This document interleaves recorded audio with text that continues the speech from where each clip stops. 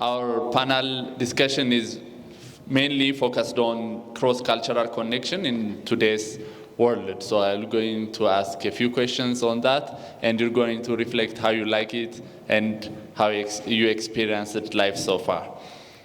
So the first question will be to our author, Sabla. Or him. Which one is better? Yeah, Thomas, like I can catch a breath. Okay. Let her have her moment. So I'm going to ask you.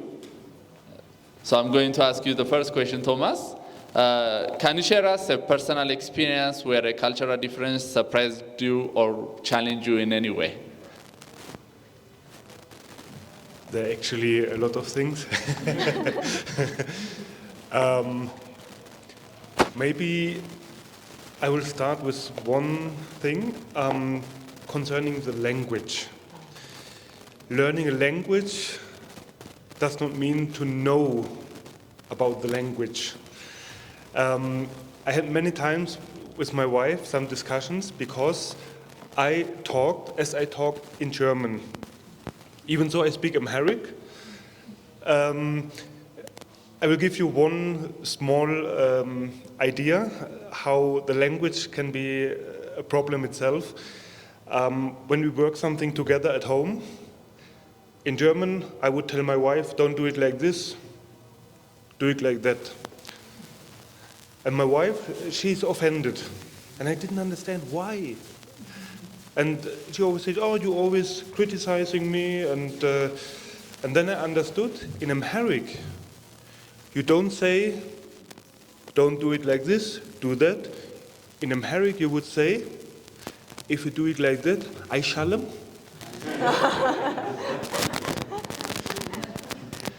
So finally, you say the same, but in another way. And when I started to use that form, and the I shalom, then she accepted it. And there are so many things where you have discussions or even you offend people just because you don't understand how they think, the way how they, how should I say? How do you perceive it? Yeah.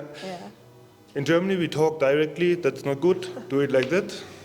And in America, you use more smooth way. Let's check it. Let's check it out. That's one example. Yeah. Okay. Thank you so much, Thomas, for the very enlightening experience.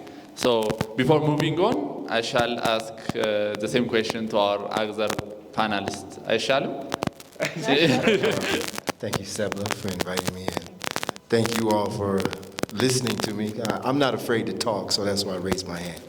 I'm a poet and a writer. My name is Timothy Green. My students call me Mr. Green, but most people who have been to Fendica or Moseb Music Center or some of the other places around town have seen me perform my spoken word poetry, Timothy. I was actually born in America, and as you can see, I have a lot of experience. I experienced the 60s and the 70s in America. My first cross-cultural experience was actually when in the 7th grade, we were bused from where we lived in the projects where I lived to another school, Harry B. Turner Junior High School. And that was the first time I saw so many white people in my life, okay? I mean, I had visited New York, I had visited other places, but usually we're in our family bubble. And I grew up in the projects, like when I was 3rd grade, we moved to the projects in Warren, Ohio, and 4th grade, 5th grade, 6th grade, I went to a all-black elementary school. So going to Harry B. Turner was quite a shock for me. And also to be called nigger a few times was equally shocking. But I also developed a lot of friendships from white people, so that was surprising. We didn't realize we could get along at all. And then later on in high school, oh, somebody's calling me.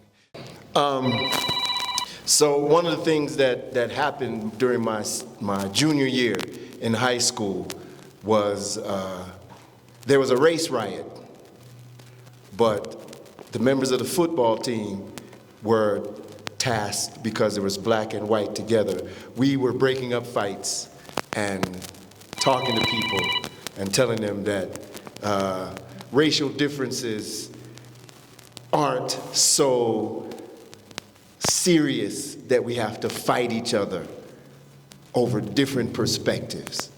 And so that was one of the first times I really began to look at things from other people's perspectives. Our senior year, our community, after football games, we would go to the white parties. That never happened before in my hometown. And then the white kids would come to the black parties. The main difference was theirs started like at 7, 8 o'clock, and they drank a lot of beer. Ours didn't start until 10, 11 o'clock at night, and it was mostly in a basement. Parents were there to chaperone. We had to sneak out to drink beer and wine. So those were some of the big differences we saw going to each other's parties. And we started to connect because we started to hang out together and talk about different music. I discovered Fleetwood Mac and other groups that I would never have listened to in high school. But because I was hanging out with my friends, I got to listen to Joni Mitchell and some great music. So all of those things kind of inspired me to write down my experiences, and that's why I started becoming a poet and a spoken word artist, just to share how we have a lot of experiences that are similar. We have a lot of experiences that are completely different, but it's no reason that we have to hate each other or dislike each other or distrust each other. All we have to do is open up and share some of these experiences and see where we're coming from. So that was one of the things I learned early on in my life, and that helped me through later big cultural shifts. When I moved to Los Angeles, I went through another whole different thing.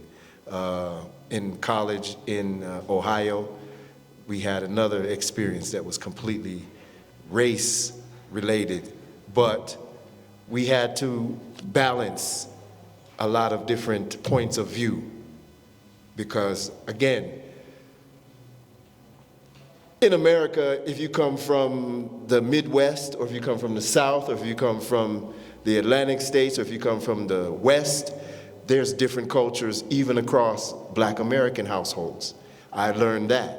So it's a matter of being open to other people's experiences and being willing to share with an open mind and an open heart. That's pretty much, I can go into more detail here. Thank you so much, Mr. Green. Shall I call you Mr. Green? No, you can call me Timothy. Okay, I'm not a student. Okay, okay, Mr. Timothy, thank you very much.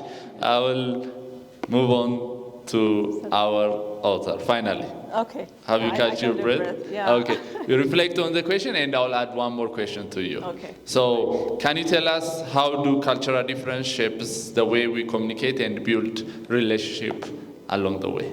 Yeah. Thank you. A little bit with German-Ethiopian experience. There's some jokes that I make at home also. My kids also laugh about it. This direct speaking, which I want to mention, but I'm moving on to South Africa a little bit after that. This directness, it took quite a while. I think Oli knows that it took quite a while for me to also understand as a wife of German as well. I even make like TikTok videos about it, like, was soll denn das? Was ist das hier? Hello?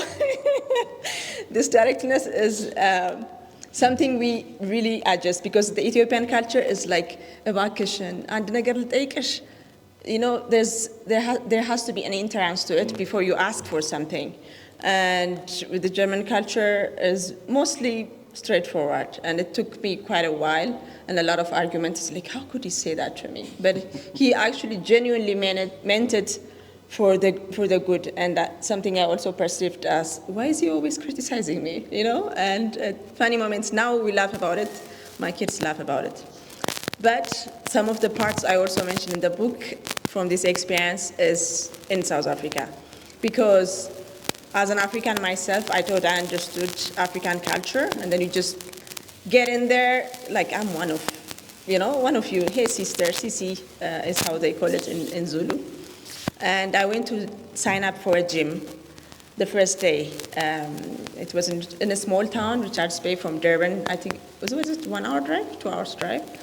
And I was about to sign up, and the gym guy came and said, I signed up, so where are you from? Are you black? And how do I answer this? I'm new in town. Are you black? I look like black, right? And yes, I am. Are you sure? Yes, I am. Are you sure you're not colored? And that was the very first time I ever heard the term colored. And I didn't know what color. Was that blue or? But I went back and I did my research on the internet, and black is pure KZ from the Zulu culture, or the mixed, either with the India or with the Dutch. They call the mixed kids colored. So I didn't know. So I went back and I told him, like, I'm black, I'm from Ethiopia, Addis Ababa. I gave him the whole lecture. And a lot of cultures of South Africans that I thought I knew as an African that I would understand. There's a lot of common things, but there's a lot of differences that opened my eyes. Okay, I am still learning. And as Timothy and also Tommy said, we need to be open to learn.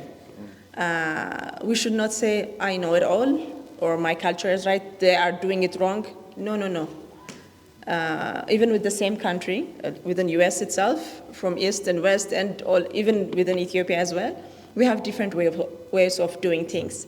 And we should be open to learn and experience it as an adventure, not just hiking mountains, but also like relationships are also adventures. You learn amazingly. We learn a lot over the years. And I'm sure all of you had beautiful experiences, moments that opened your eyes. And yeah, and then that was the day I started learning the South African culture. How do I relate with there's the white South African community, that black and the colored, different. And as you drive from Durban all the way to Cape Town also, it differs. The accent, the language, the culture, the dance, everything, the music preferences within the same country. And we just have to be open. Yeah, another question? Which one was that? So the question was, how do cultural differences shape the way we communicate and build relationships? Okay. How does I think in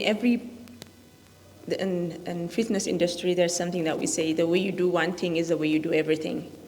And in cross-cultural relationships, whether it's work or through marriage or other relationships, the way that we experience it until this moment, from the day we were born, is how we judge things.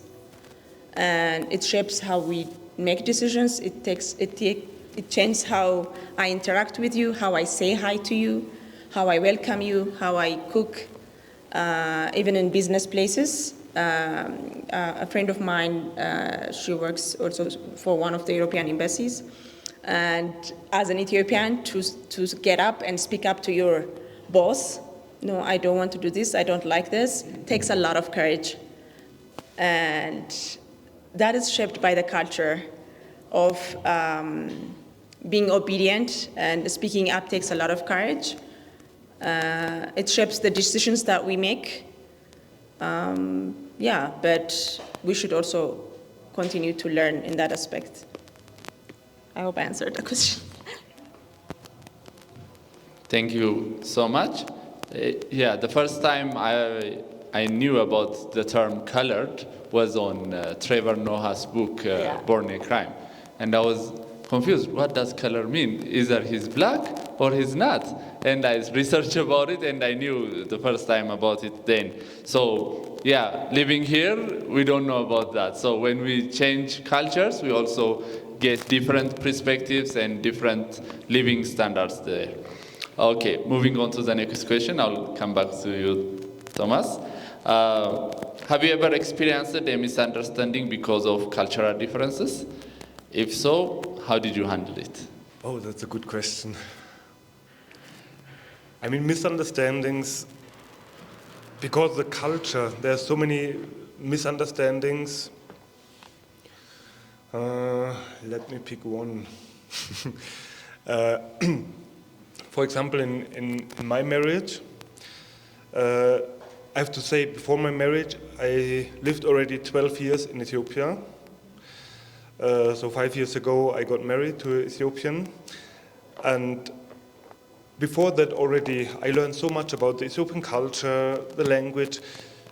But after I married, I saw totally very different view of the culture. And nowadays, it's not just the language, it's also how we treat the same thing in a different way. There are so many situations, we have the same target, but the approach is another one. And then we discuss about the approach instead of focusing on the target.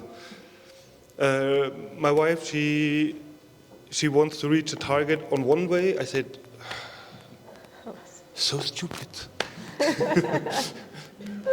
When I explain to her my way, then she thinks, oh, you German guys are really stupid.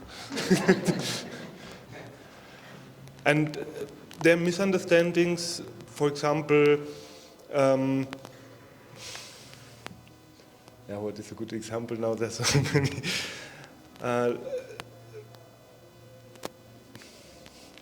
It's Let me think of something. It's okay. It's the view of different things. Because of the culture, we see things in a different way. For example, when we are walking on the road, for example, poor people come and they beg for money. My wife says, oh, they are poor, let us give them some birr. I said, I have to work for my money. They also shall work. And then my wife was surprised when I told a person, please go to the shop, buy 2 kilo rice for me. And my wife, why do we need 2 kilo rice now? I said, we don't need rice now, but if he does something for me, I will give him some money. This is because of the difference of our cultures. And sometimes we had to discuss about it, but finally we agreed. That's my way how to help people, and she has another approach to help people. But like that, there are so many situations where, the point of view, let me say. We see the same thing, but we act in another way because of our cultural background. And what I learned through this is to accept. My wife, she comes from another culture, she has another approach, but not just accepting. One very great lesson is we learn to sit together and to find out maybe there's a better way to act in this or that. In something the Ethiopian culture is better, in something the German culture is better, so we sit together and we say what is better now. So Yeah, that's it. You define your own new normal. yes. Yeah. Too much. Okay, well, here in Ethiopia, I get asked about 10 times a day, are you from Jamaica? That's one. You look like you're from Jamaica. I said, what does Jamaicans look like? Have you been to Jamaica? Because if you go to Jamaica, you'll say the Jamaicans look just like Ethiopian people. All the Jamaicans look like Ethiopians. And there's Chinese Jamaicans and there's Indian Jamaicans, but they're all Jamaican. And I've been to Jamaica about 3 or 4 times. I love Jamaica, but it's a small island. I would not trade a continent for an island, ever. Okay? So that's one. And then I'm also very, very proud of the African American culture that I come from. And African Americans have been coming to Ethiopia since the turn of the century, since Emperor Menelik's time. A lot of people aren't aware of that. And so I feel this is part of my duty, and since I love to talk, to explain to people that African Americans have been to Ethiopia since the turn of the century. A brother named William, what's his name? A brother named William came at Menelik's time. He wanted to open a bank. Because of the prejudice in America, segregation at the turn of the century, remember that's just 30 years removed from slavery in America. So a black man who wanted to invest, he was a millionaire in America. He wanted to come to Ethiopia and invest and start a bank that would connect African American people and Ethiopian people. And the United States government stopped him. This is history. You can Google this stuff. This is real talk. So in the 1930s, when Italy invaded Ethiopia, black men and women lined up in the streets to volunteer to come to Ethiopia and fight. In New York, in Cleveland, Ohio, where I'm from, where in Detroit, every major city where there was a large black population, because we were aware of the Battle of Adwa and how important Ethiopia was for black people globally. So this is our history, but this is also history that they don't teach. When I was growing up in America, I never learned these things. I learned these things as an adult when I was in college. I saw the video tape of, or the film of African Americans lined up in New York, willing to go and fight. And it was only then that they changed the law in America that forbid Americans to fight in foreign wars. If you ever read Farewell to Arms by Ernest Hemingway, it's mostly about him going to Spain and fighting against fascism. But when black people wanted to do the same thing in Ethiopia, they wrote a law and said, no, you can't go do that. So this is history. And so when I came to Ethiopia, I wanted to tell people about Colonel John Robinson, who came with a plane and actually was responsible for starting Ethiopia's Air Force. And Mignon Ford, who came and started the first girls' school here in Addis Ababa.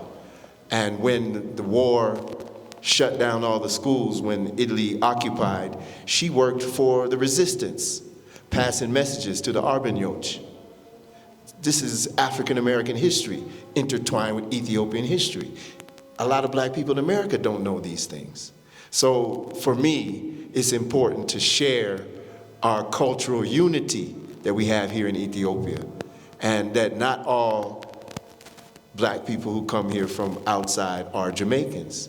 Again, the Jamaican culture, I am a Rastafarian, but we are international. We're not just from Jamaica.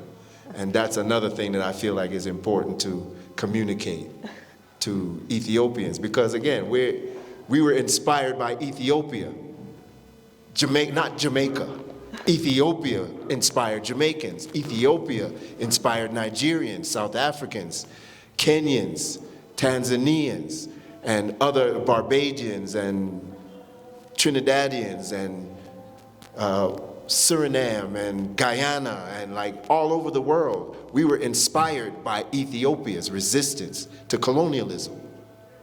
So for me, it's important to share how we're connected in that way. And don't just look at us and say, oh, you're one of those. You're one of these. You look like one of those. Because if I don't get that, then I get, abat. But, yeah. Then they think I'm, and sometimes I miss some of the Amharic. Kaspakas, Unkalaba, Igru, Hidal. I'm learning but I'm still learning because I'm an English teacher, so I speak English most of the time. All my poetry is in English. I've just started to have Amharic in my dreams just recently, so I think that soon I might write an Amharic poem, but I'm not there yet. But but I'm hearing Amharic in my dreams now, so I realize, because I've been here about 18 years, so now it's part of me. Okay. So, anyway, communication is key. That's what, and there are going to be misunderstandings. I've been told that I speak, when I do try my little bit of Amharinya, that it sounds like an African American speaking Amharic, which, okay, that's cool. I guess. That's my flavor, I guess. I don't know. But a lot of people are surprised to learn. Before I came to Ethiopia 18 years ago, we would go to Ethiopian restaurants in Los Angeles regularly and eat injera. So it's like when I get asked, how do you find injera? I've been eating injera like 30 years, bro. It's not new. I don't eat it every day, but I eat injera. I eat Ethiopian food. I love it. I love food, so if you kind of see me, I'm an eater. I like to eat food, so it doesn't matter to me where it comes from, if it's good. But especially Ethiopian food, well, we love Ethiopian food. And tej, come on, man. Come on, man. Yeah, this is also what I think you both mentioned, is the assumption is something we need to start breaking somehow and putting people in a box. Because people assume certain things, but when you start opening your heart and try to listen and ask, is it your first time? I'm Sable, I'm Mathieu, or introduce yourself. So what's your experience? I think that's the best approach to go. And instead of I know most of you travel as well. Instead of asking and assuming, what about asking? Yeah, and putting people in a box and defining this relationship is that, this person is that, is quite a mistake. And that's something that we all want to highlight somehow. So, yeah. Okay. Everybody, you have gotten the bookmarks at your chairs, right? There are a few words on it. It says, the world becomes brighter with bridges, not walls. So I'm going to ask based on this. So what's the one small action we all can take to build the bridges, not the walls? So one very important thing is either to have a good friend who helps you to understand the culture, or when you're married, you have to sit, you have to listen. And I think the same will be if I go for a visit to Germany, my wife has to listen, to understand why the Germans behave as they behave. And so I think the most important thing is really to sit, to listen, and to understand. It does not even say, or it's not even important to accept it or to say, okay, if he thinks like that, all fine. But at least to understand why somebody behaves like this or that. After you understand it, then you will also find a way, if it's not a good behavior, you will find a way to change that person or to help that person to change the behavior. Or sometimes simply by listening you understand, okay, it's something good, I just didn't understand it before. So that's what I always explain foreigners when they come new to Ethiopia. I always explain to them, sit down, think about, or ask people, ask friends to understand why a situation is as it is. And then you can decide to take action on that, or to say, okay, it doesn't matter, it's another way of life, it doesn't touch me, so all is fine.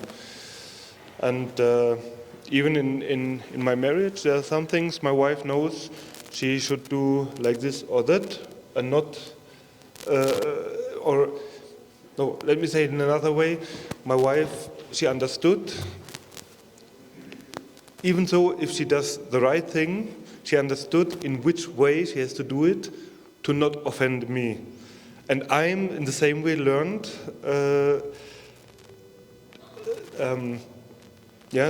how to do my way in a way that she is not offended. So listening, communicating, as you said before, is one of the most important things to make such a bridge. Good bridge. Okay. Like when I said earlier, we are bridge builders. It starts with each one of us. And we tend to build imaginary walls because we watched somebody do something, or we watched something on the news, or there's just this assumption people from this country are like this, or people from it. That assumption already builds a wall. We don't even ask sometimes. We don't even introduce ourselves and ask. Even someone talks to us, it's like, it's this, and we just stop the conversation and walk away. And I'm saying this because I've seen so many friends and experiences. For 2 years I was in India. We had a Habesha community there. And I had one friend who always walked away when Indians came in because he didn't want to speak. It's too exhausting. He would just get up and leave the apartment completely when we had like gatherings. It's like, okay, now English, I'm not doing this. And if you're not willing, then we just keep drifting apart.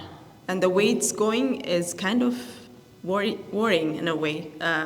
So instead of, I hear also certain people saying, oh, Germans are rude. Sometimes I take ride and it's like, where's your husband from Germany? And it's like, wow, Germans, it must be tough. And it's like, no.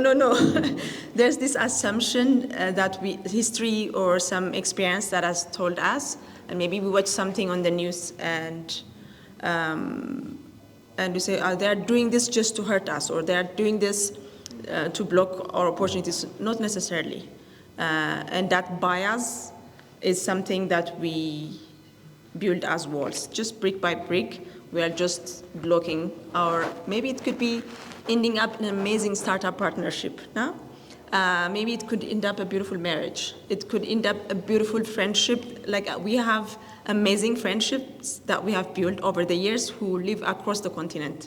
Amazing. We meet after 5 years, weddings, we are going to Rwanda, or it's beautiful. And it's amazing the type of bond that you build. If you just break those assumptions, build this news that we always watch, and the news is doing amazing because they exaggerate the bad things than the good things, as we know, and we human beings tend to hold on those bad experiences. And we tend to forget the beautiful things, and we can make it brighter if we start building bricks, brick by brick, one conversation at a time, one word at a time. Hi, how are you? I come from Ethiopia, by the way. What's your language? Like, as simple as that. And even when foreigners come here, we always say, like, people say, I have been to Ethiopia for 2 years, but they never left their own community. We used to do that also back in India, you know? And I see that, and the minute you step out, the world is full of adventures, experiences, and beautiful relationships that you can build. If we just also break it one brick at a time and build bricks, that's what I wanted to say. I was thinking about like our daughter is sitting here, and probably the whole evening they are thinking, what the heck are they talking about here? So like, what are those differences? Huh? This is the beauty of having like kids growing up in those circumstances, how we live, because like you can dump them everywhere, wherever we fly or whatever, they immediately feel comfortable because they don't. For them, it's normal to adjust and like that everyone is different or whatever, and for them it's just natural. And I think the best way to build bridges is get together and make babies. It's fun anyhow, and like, let's make babies. Let's make babies.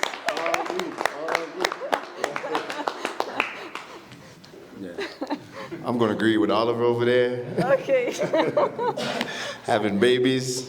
No, well, actually, again, this is, again, getting back personal again, but one of the things that I felt for me when I became a part of the Rastafarian movement, our particular organization, the 12 Tribes of Israel, we accept people from different backgrounds.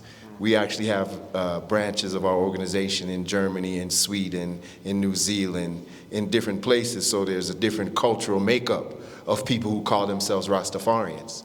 And that was new for me. I was in Los Angeles, and in Los Angeles we had Filipinos, Mexican, Guatemalan, Nigerian, Kenyan, Ethiopian, all part of our organization. African Americans, Jamaicans, Trinidadians, Barbadians, Bajans. Like we had a mixture in Los Angeles. So it forced us to become more culturally aware, open. Our teacher taught us that if after the flood there was only Noah and his 3 children, so all of us are descended from one family, one human family. So there's no different races, we're all from the human race. And that's one of the things we had to embrace as part of our organization. So it wasn't unusual to see, and I myself have had, I don't want you to judge me, but you know, all of my baby mothers are from different cultures. Oh.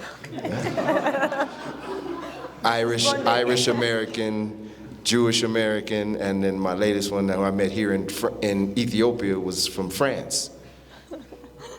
And I've also have Ethiopian girlfriends. I know, I mean, again, I don't want to, there's a lot of misconceptions about African Americans too, but we have a lot of baggage. And we are, our culture is, family was not encouraged among African Americans. Again, there were strong families, but our families are extended. Grandparents, uncles, aunts. You didn't always have a nuclear family, father, mother, sister, brother. Sometimes your cousins and your neighbors were like your sisters and brothers growing up for us. So a lot of people misunderstand. We still have the same love, but it was a societal breakdown. And it was actually, again, governmental policies against our communities. A lot of people are against this way or that way, but they're not aware of governmental collusion, FBI and CIA assassination of leadership, and policies enacted to deliberately divide the family, to keep the men in prison, to keep the women on welfare, to keep the children in situations where they don't have strong family ties. And so we develop our own family ties because of necessity, because family and spirituality are endemic African qualities. No matter where we are in the world, you can find those two things. Family and spirituality are important to black populations all over the world. So a lot of times, and again, I came here to Ethiopia and people would ask me, why didn't African Americans fight back from slavery? Oh, there was lots of resistance. They don't teach you that. Why are there so many rap songs that glorify criminality and demeaning of women? There's that, but there's also positive rap songs. They don't show you those. They don't share those. Okay, they'd rather you see the half-naked woman on stage rapping than the one who's covered and talking about culture and family and being spiritual, because there's that too. It's there, but that part is not advertised. That part is not promoted as much as the other salacious. So a lot of people, why are so many black people in America criminals? We're not all criminals. Again, there's PhDs, there's professionals, there's all kind of people. But the image that's projected is, oh, they're thugs, they're criminals, So these are things that, again, communication, listening to each other, being open to experiences, you can overcome some of these assumptions and prejudices. And again, when you're in love with somebody or you're in an intimate relationship with somebody, there's more incentive to overcome these barriers. Yeah. Okay? People more want to understand because of their partner. They say, oh, well, I mean, I don't like this about them, but maybe I need to be more open because I love this person. So sometimes it's just that simple, that you have to open up that part of yourself that you actually have a concern for the other person. You don't have to agree with them, but you have to love them. And that opens you up to more seeing the other side of the coin, so to speak, I guess. Yeah. To add a few words about how we can build bridges and not walls. Because I myself work in an international school as a basketball coach, and recently there was a Kazakhstan coach that joined our school. And he'd been to China, Turkey, Saudi Arabia, and he was shocked. We don't know basketball that much. It's not a cultural sport here.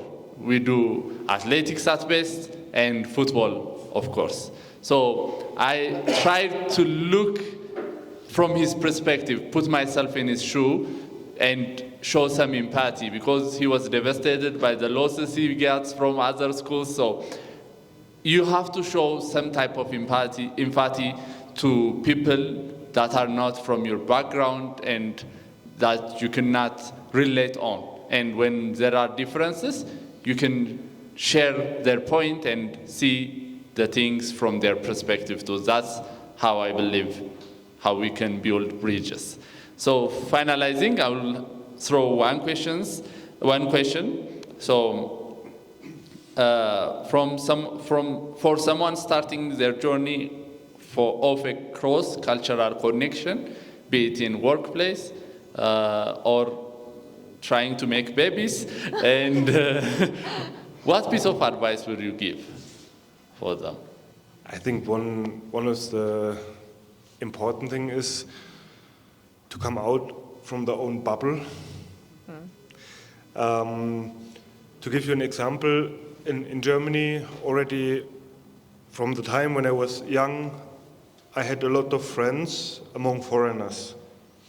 And one thing I was always annoyed about this, the Poland people, they always were together with Poland people, the Turkish people always with Turkish people, the Ethiopians always together with Ethiopians. And I always thought, why are they living here when they're always just with their own people? And when I came to Ethiopia, then I thought, oh, the Germans always together with the Germans, and the French always with the French. And everybody who wants to live within another culture, or who wants to connect with another culture, I always say, go out of your bubble. From the first day when I came to Ethiopia, I went to restaurants to get to know people.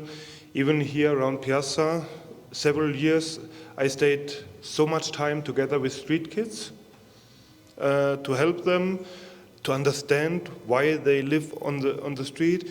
And that was even one way to learn the language. And nowadays, many white people, they are afraid, oh, when I walk on the street, will they harm me? Is it dangerous? And so they prefer always to take a ride or something. I can freely walk through the whole city because I can talk to the people, I feel free to walk wherever I want. If I don't know something, I can ask people. I can everywhere go to drink a tea. I don't feel as a foreigner. And that's why I always say, go out of your bubble, stay with the people where you're living with, and that's the way to, yeah.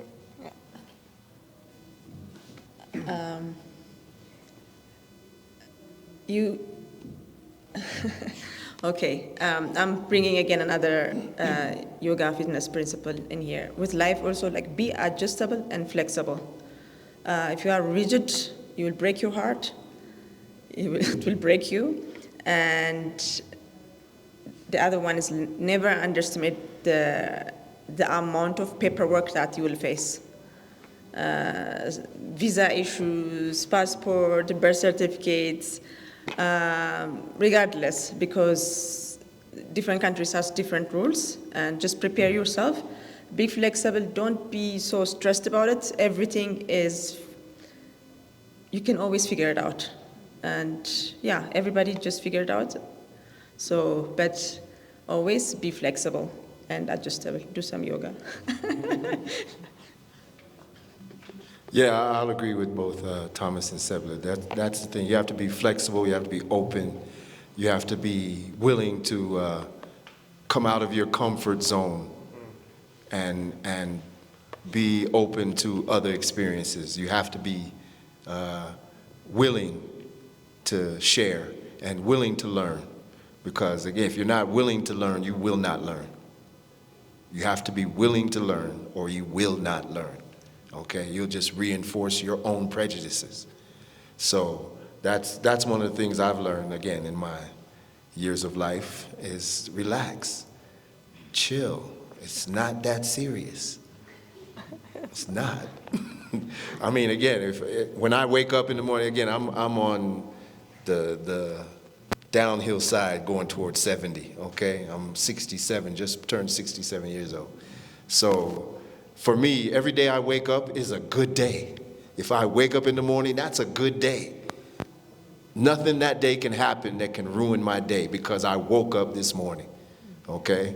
And just, I didn't plan to be here on stage talking to you people tonight. I was just coming to support my friend and her amazing book.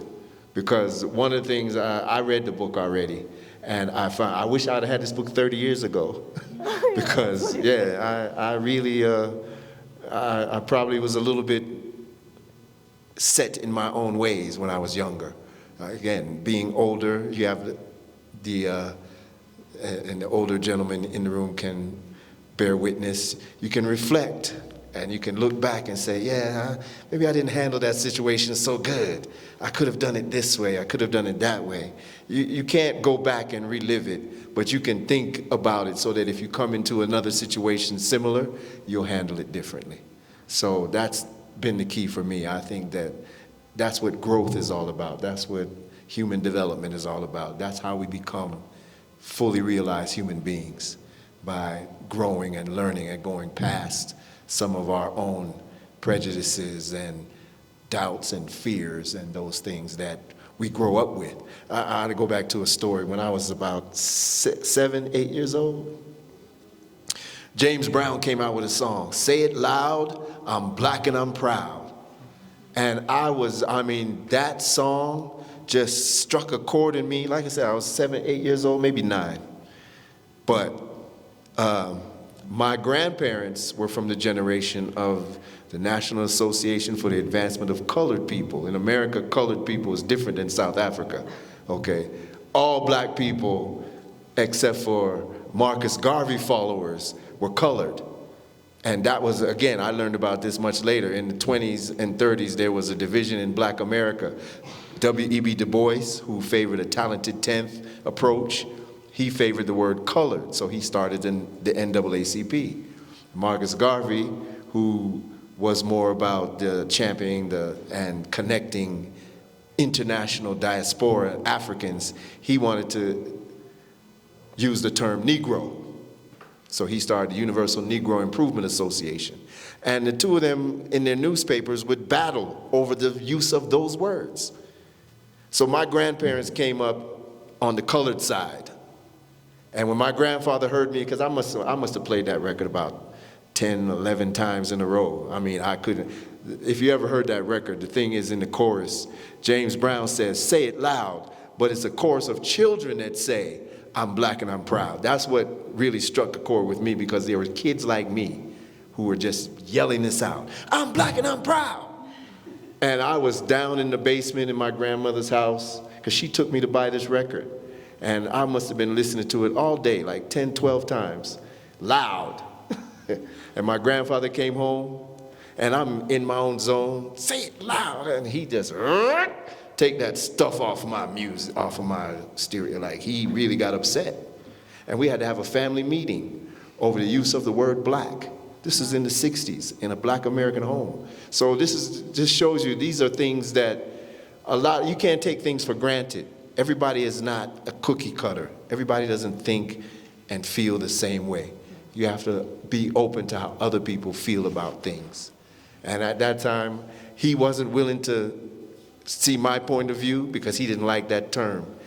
They were conditioned to go against. If you called a black American at that time black or African, they had to fight.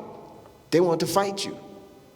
This is the generation preceding mine. It was my generation that accepted we're connected to Africa, we're connected to the Caribbean. The generation before me was not like that. And so we had to battle a lot of those attitudes from our grandparents, our uncles, our elders, because we were now, Black Panthers, and we wanted to be black and proud, and we wanted to be more militant in the 60s and 70s. And it was just a different approach. Our parents and grandparents didn't understand us. And some of us were afraid for us because, again, there was government programs against the Black Panther Party. They jailed them, they harassed them, they introduced drugs into the community, and they assassinated some of the leadership. So these are things I experienced as a young man. And these are other reasons why I'm here in Africa now, because I couldn't live in a country that went to war against its own citizens. And a lot of people who idealize America based on what they see on TV are surprised when they hear that point of view from me.